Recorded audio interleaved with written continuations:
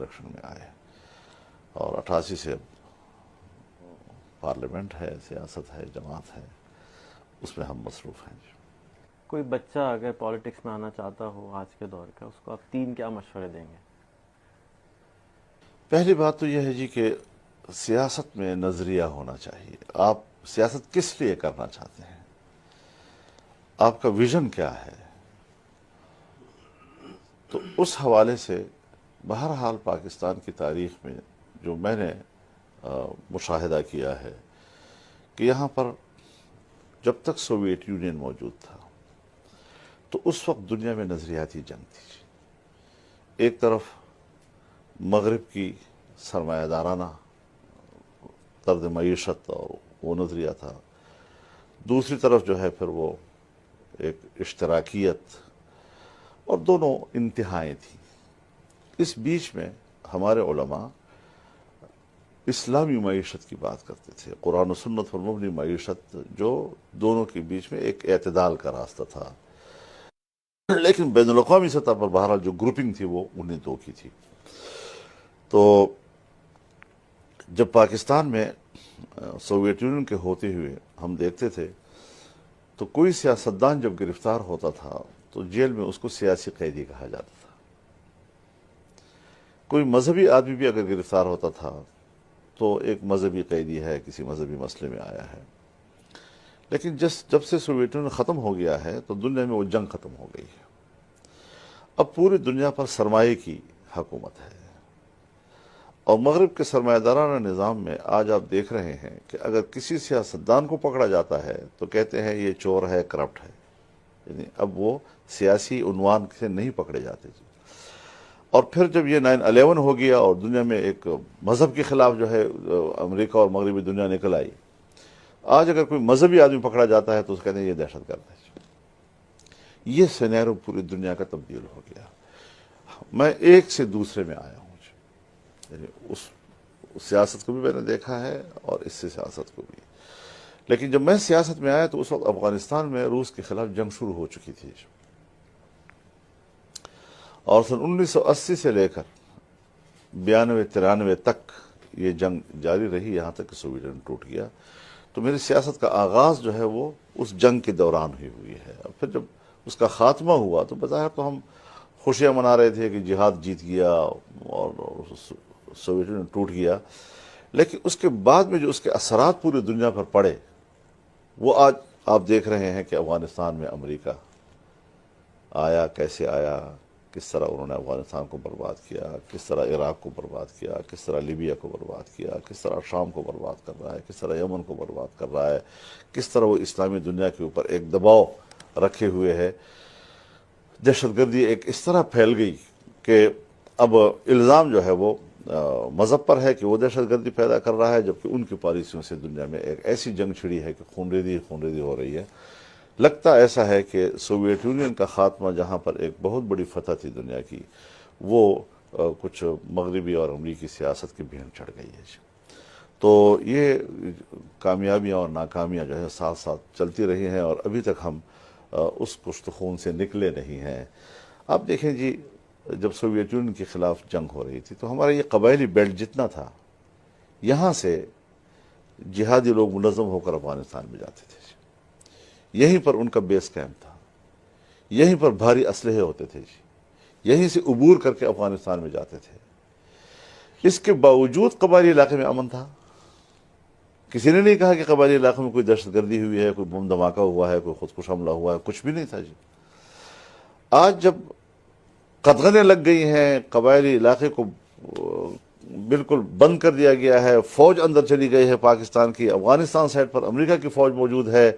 آج وہ بارود کا ڈھیر بن گیا ہے۔ یہ کیا پالیسی ہے، کہاں سے بن گئی ہے جی؟ تو یہ کہنا کہ قبائلی علاقے جو ہیں یہ فساد کا مرکز ہے، میں سمجھتا ہوں کہ اگر فساد کا مرکز ہوتا تو اس وقت زیادہ بہتر انداز میں ہوتا فساد کا مرکز، کہ جب وہاں پر سب کچھ تھا، مجاہدین تھے، ان کے جتھے تھے، ان کے تنظیمیں تھیں، اسلحہ تھا، سب کچھ، بارود۔ لیکن وہ افغانستان میں جا کر تو لڑتا تھا، لیکن یہ علاقے خاموش تھے۔ کیوں خاموش تھے؟ کیا ان لوگوں کا ظاہر ہے کہ کوئی ایسی وجوہات آ گئی ہوں گی کہ آج اس علاقے کو बारूद का ढेर क्यों बना दिया गया। تو ان ادوار سے گزر گزر کر ہم یہاں پر آئے ہیں، اور اس وقت جو بین الاقوامی سینیریو ہے اس میں ہمارا اپنا ایک موقف ہے، اس حوالے سے ہم آگے بڑھ رہے ہیں۔ یہ تو ایک بات ہو گئی کہ نمبر ایک یہ نظریہ ہونا چاہیے، وہ نظریاتی جنگ دنیا میں نہیں رہی ہے، اب سرمایہ کی جنگ ہے۔ اب آپ کا جو بھی لیڈر آئے گا اور عوام میں مقبول ہوگا تو اسی نعرے سے کہ یہ کرپٹ ہے، اس کرپٹ کو پکڑو، اس کو یہ کرو، کوئی نظریہ اس کے پاس نہیں ہے۔ آئین آپ کا کہتا ہے کہ اسلام پاکستان کا مملکتی مذہب ہے، آئین کہتا ہے قوانین قرآن و سنت کے مطابق بنے گے، سن 73 سے لے کر آج تک ایک قانون سازی نہیں ہو رہی جی، کون ذمہ دار ہے اس کا جی؟ ہر قانون ناگزیر ہے، بہت جلدی ہے، فوجی عدالتیں بناؤ، جلدی کرو، نیشنل الیکشن پلان پاس کرو، یہ کرو وہ کرو، دہشت گردی کے خلاف نیکٹا بناؤ، فلاں چیز بناؤ، یہ ساری چیزیں جو بہت ناگزیر ہیں، لیکن اگر کوئی چیز غیر ضروری ہے پاکستان میں تو وہ قرآن و سنت پر قانون سازی ہے جو آج تک نہیں ہو رہی جی۔ تو اس اعتبار سے نظریاتی سیاست ہی ختم ہو گئی ہے، اور اب یہی کھیل ہوگا کہ سیاستدانوں پر کبھی ایک پر کرپشن، کبھی دوسرے پر کرپشن۔ زرداری کی حکومت ہوگی تو وہ سب سے بڑا کرپٹ ہوگا، جب اس کی حکومت چلی جائے گی تو اس کو نواز شریف کے خلاف لڑانے کے لیے صادق و امین قرار دے دیا جائے گا، پھر یہ کرپٹ ہوں گے، پھر جب ان کی حکومت نکل جائے گی تو پھر ان سے کہیں گے آپ ان کے خلاف لڑیں تو آپ کو صادق امین بنا دیا جائے گا۔ یہ کھیل ہمارے ملک میں ہو رہے ہیں، اور ہماری مشکل یہ ہے کہ ہم اس غیر سنجیدہ کھیل کا حصہ نہیں بن سکتے۔ تو پہلا تو نظریہ ہونا چاہیے، دوسری دو چیزیں کیا ہونی چاہیے؟ دوسری چیز یہ ہے کہ آپ کو سیاست میں آنے کے بعد دیانتدار ہونا چاہیے۔ ہر کام میں ہونا چاہیے مسلمان ہے۔ سیاست میں چونکہ ایک ہے انفرادی کام، آپ انفرادی ہیں، آپ چوری نہ کریں،